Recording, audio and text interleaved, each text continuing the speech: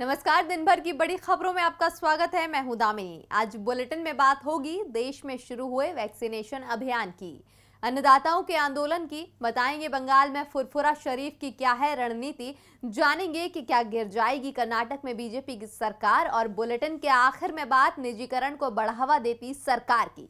लेकिन तमाम बड़ी खबरों से पहले एक नजर सुर्खियों पर। पश्चिम बंगाल विधानसभा चुनावों को लेकर वाम दलों का ऐलान, गठबंधन में सीटों को लेकर अपनाएंगे लचीला रुख, कांग्रेस को अपने हिस्से की भी कुछ सीटें देनी पड़े तो इसके लिए भी वाम दल तैयार। मध्य प्रदेश बीजेपी की कार्यकारिणी में ज्योतिरादित्य समर्थकों को नहीं मिली जगह, 32 सदस्य कार्यकारिणी में सिर्फ एक सिंधिया समर्थक। यूपी विधान परिषद की 12 सीटों के लिए होना है चुनाव, 2 सीटों के लिए सपा भी उतार चुकी है अपने उम्मीदवार। व्हाट्सएप यूजर्स के लिए खुशखबरी, प्राइवेसी को लेकर किया बड़ा ऐलान, व्हाट्सएप ने अपने अपडेट में बदलाव को 15 मई तक के लिए टाला।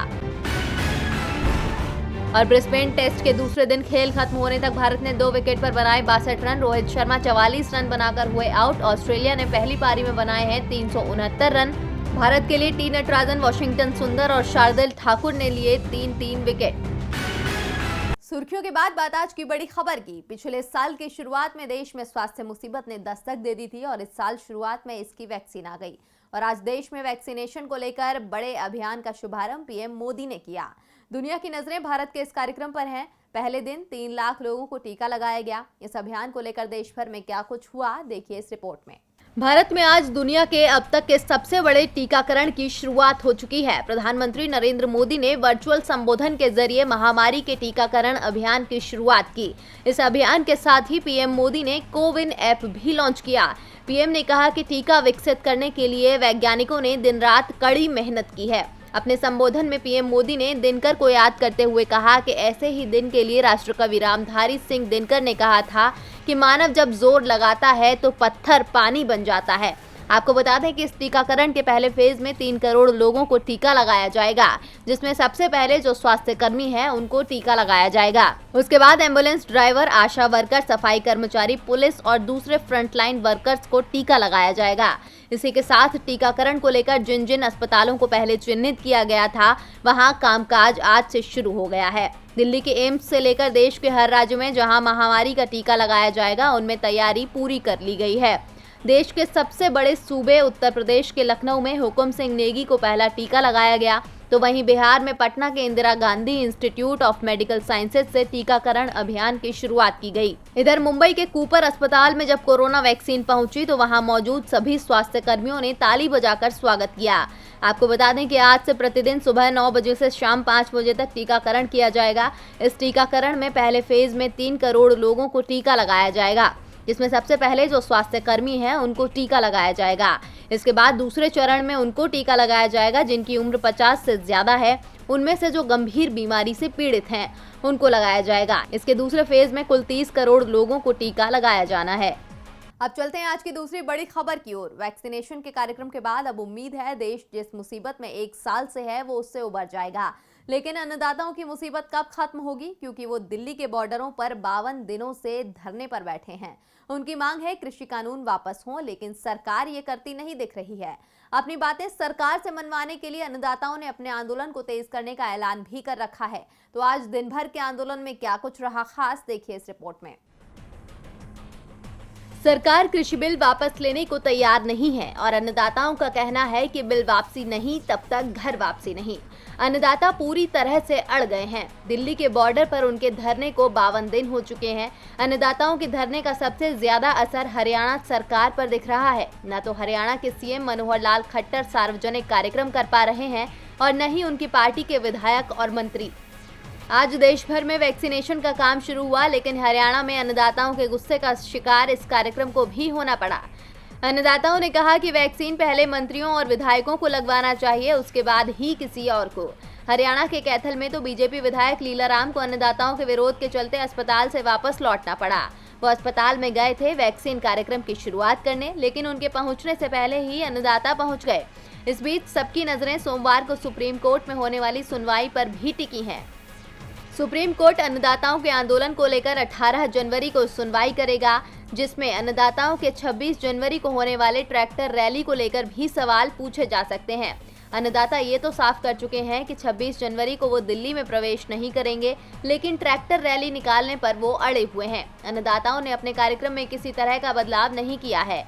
18 जनवरी को महिला दिवस मनाने के अलावा 20 जनवरी को श्री गुरु गोविंद सिंह की याद में शपथ कार्यक्रम होगा। 23 जनवरी को नेताजी सुभाष चंद्र बोस की जयंती मनाई जाएगी। इस दिन देश भर में राजभवनों का घेराव किया जाएगा। 19 जनवरी को सरकार और अन्नदाताओं के बीच बैठक भी होनी है, लेकिन इसमें कोई हल निकलेगा इसकी उम्मीद अन्नदाताओं को नहीं है। 19 जनवरी से ही सुप्रीम कोर्ट द्वारा गठित कमेटी भी लोगों की बात सुन सकती है, लेकिन अन्नदाता पहले ही साफ कर चुके हैं कि वो सरकार के साथ तो बात करेंगे, लेकिन कमेटी के सामने नहीं जाएंगे।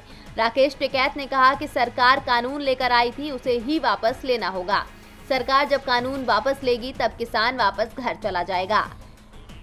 अन्नदाताओं के आंदोलन से सर्दी में भी दिल्ली का राजनीतिक पारा गरमाया हुआ है। वैसे राजनीति में गर्मी तो पश्चिम बंगाल में भी देखी जा रही है। यहाँ 3-4 महीने में ही चुनाव होने हैं। चुनावों में कई राजनीतिक दल दस्तक देने को तैयार हैं। इस बीच फुरफुरा शरीफ के पीरजादा अब्बास सिद्दीकी ने भी चुनावों को लेकर बड़ा ऐलान किया है। देखिए ये रिपोर्ट।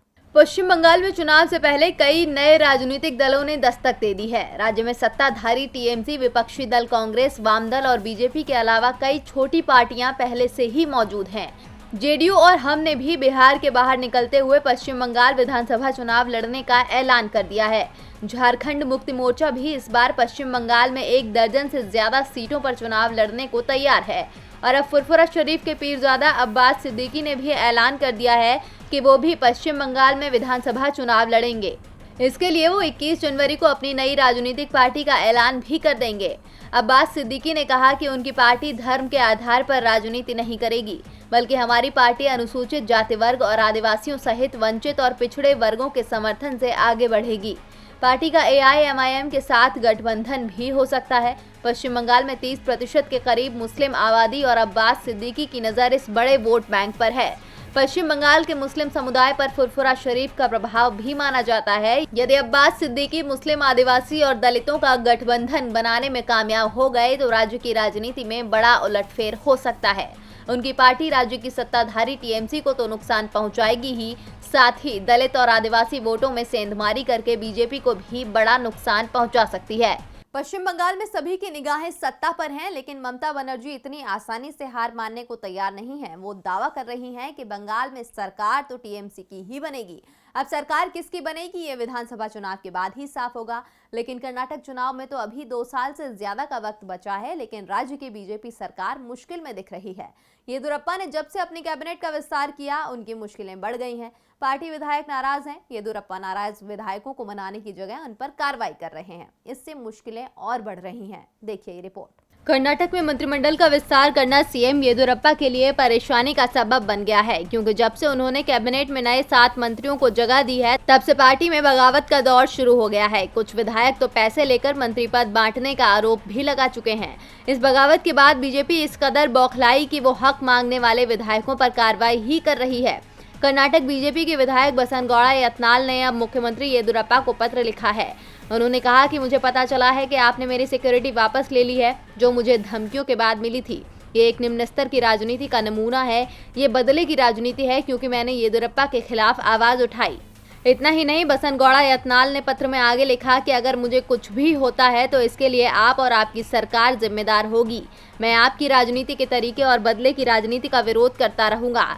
दरअसल कर्नाटक में ये बदलापुर का दौर इसीलिए शुरू हुआ है क्योंकि बसनगौड़ा यत्नाल ने बीएस येदियुरप्पा पर गंभीर आरोप लगाते हुए कहा था कि येदियुरप्पा को राजनीति से संन्यास ले लेना चाहिए। जो भी उन्हें पैसे देता है उन्हें मंत्री बना दिया जाता है।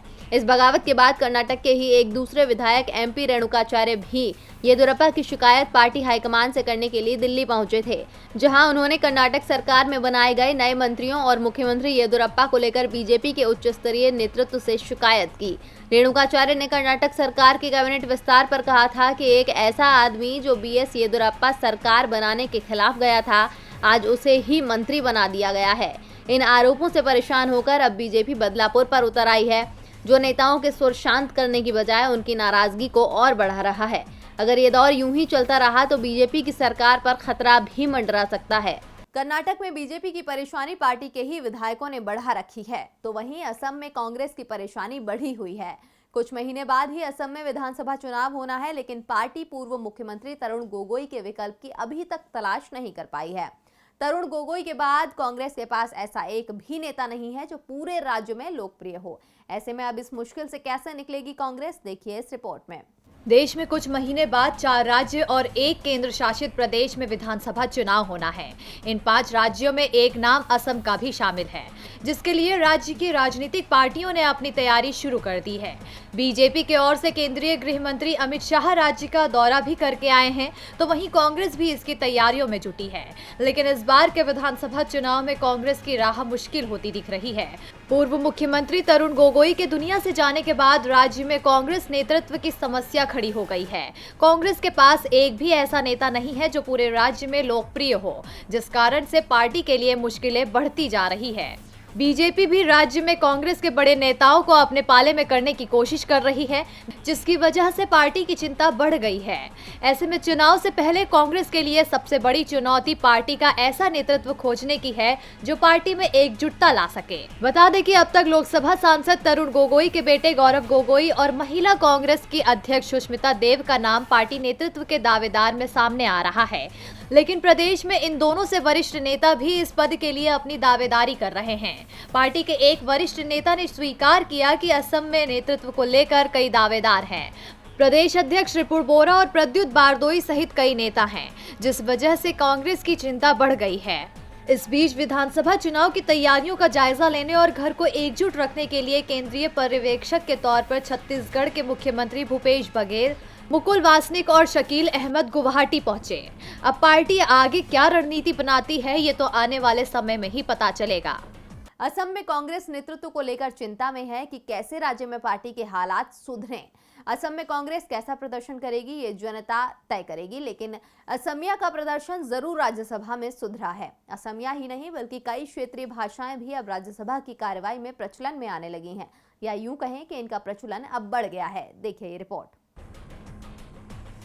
भारत में कई भाषाएं बोली जाती है। देश में भाषाओं को लेकर राजनीति भी होती है, और खास तौर पर इस समय तो भाषाई राजनीति कुछ ज्यादा ही तेज हो गई है, क्योंकि 3-4 महीने में जिन राज्यों में चुनाव है उन राज्यों में अलग अलग भाषाएं प्रचलन में हैं। असम में असमिया, पश्चिम बंगाल में बांग्ला, तमिलनाडु और पुदुचेरी में तमिल और केरल में मलयालम बोली जाती है। यहाँ से आने वाले अधिकांश जनप्रतिनिधि संसद में अपनी भाषा को प्रमुखता से उठाते रहे हैं।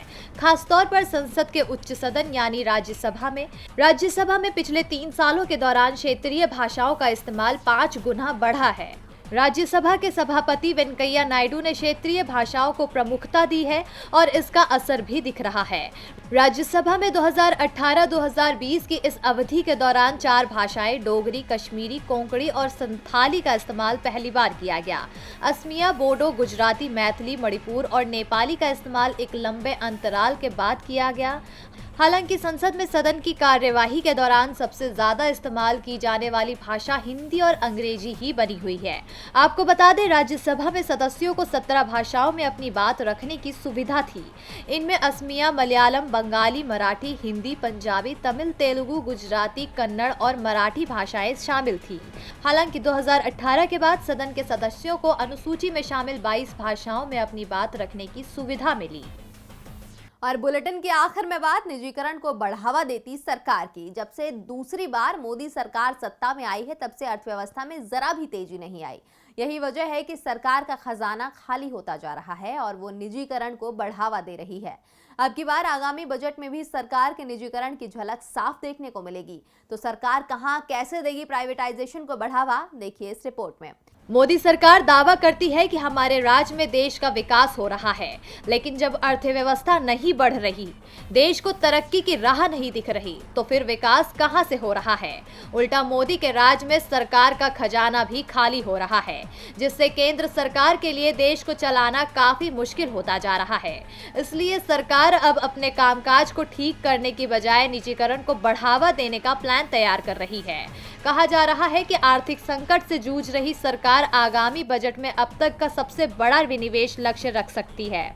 आगामी वित्त वर्ष के लिए विनिवेश का लक्ष्य 3 लाख करोड़ रुपए तक का हो सकता है। चालू वित्त वर्ष 2020-21 के लिए सरकार ने 2.1 लाख करोड़ रुपए का विनिवेश लक्ष्य रखा था, लेकिन अब तक लक्ष्य का 6% ही हासिल किया जा सकता है।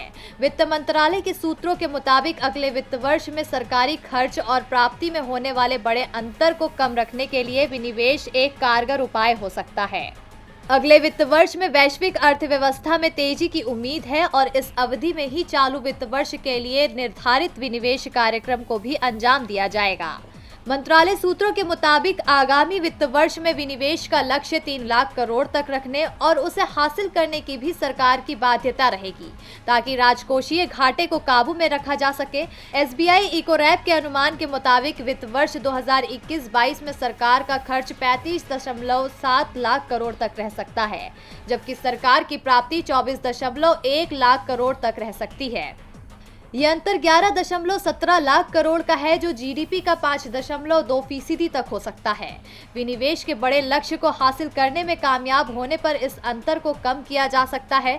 इस बात से साफ है कि मोदी सरकार अब तेजी से निजीकरण की तरफ कदम बढ़ाने जा रही है।